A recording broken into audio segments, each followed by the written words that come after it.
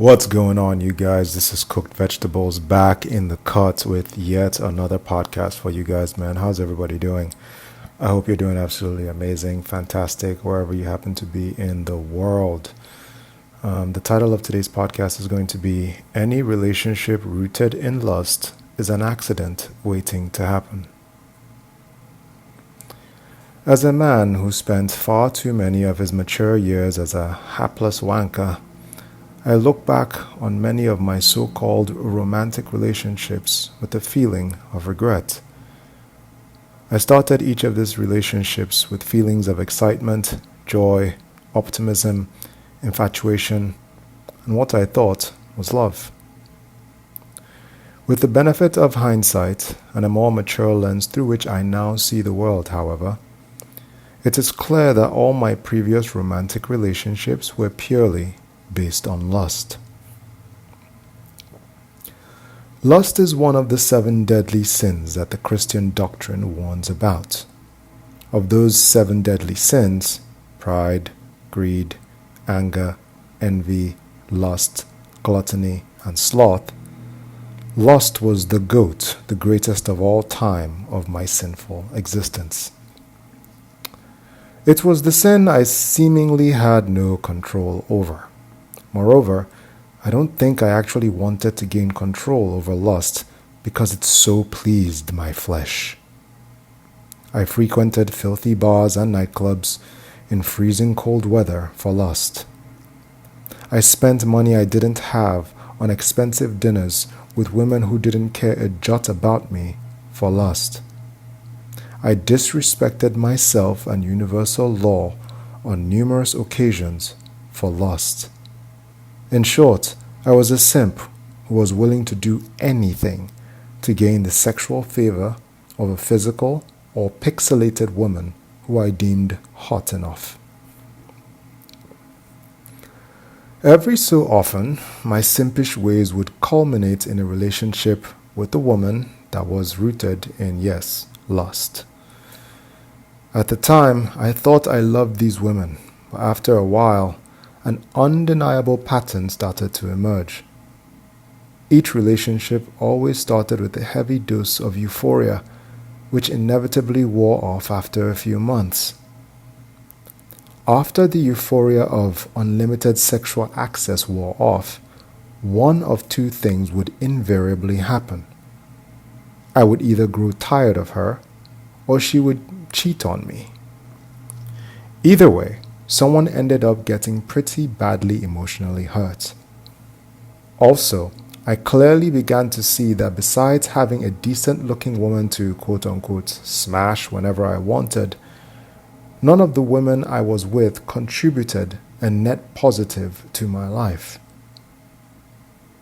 Even though I could clearly see this in many cases, my dulled wanker brain concluded that having sex with them was enough of a benefit. What my warped wanker brain viewed as winning was actually a net loss in reality. Knowing what we now know as retainers, pointless sex for the sake of pleasure is actually a huge net loss for the male in the equation. No wonder the more pointless sex I had in these lust-based relationships, the less powerful and certain of my life direction I felt, the less the women respected me, and the more dull the attractive spark between us became. After 5+ years of retention, the rose-tinted glasses of lust have now been removed, leaving the stark reality of most relationships bare for all with eyes to see. Most men in most relationships don't actually love the women they are with. I know because I was once one of those men. I would actually venture to guess that upwards of 90% of modern relationships are simply based on lust. A man who enters a relationship based on lust is in a precarious situation. He has left himself vulnerable to unimaginable heartache, biblical loss of fortune, and serious injury to his soul. Through retention, I have come to believe that unless a man wants to have children with a virtuous woman, sexually based interactions with women are completely and utterly pointless. It is so crystal clear to me now that I am completely flabbergasted as to how I couldn't see this before. In conclusion, my dear brothers, we men must master lust before we go anywhere near women in any sort of capacity. Lust is a cruel master who you must bring to heel, lest it master you and destroy your life. There is no happy medium with lust. You either master it or it destroys you. When you succeed in mastering your lust, you will actually be able to see women clearly for the first time in your life. You will be able to genuinely love the wonderful feminine women around you without necessarily having a sexual charge towards them.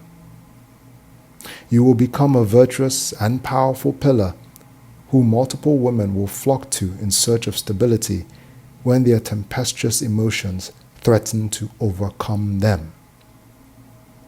You will become one of those rarest of men whose energy and essence prospers anything it touches. You will become the bedrock upon which a thriving society can be built. Till next time, brothers, Godspeed and remain blessed. Brother Cooked. As usual, do me a huge favor by liking the video on your way out. God bless you all.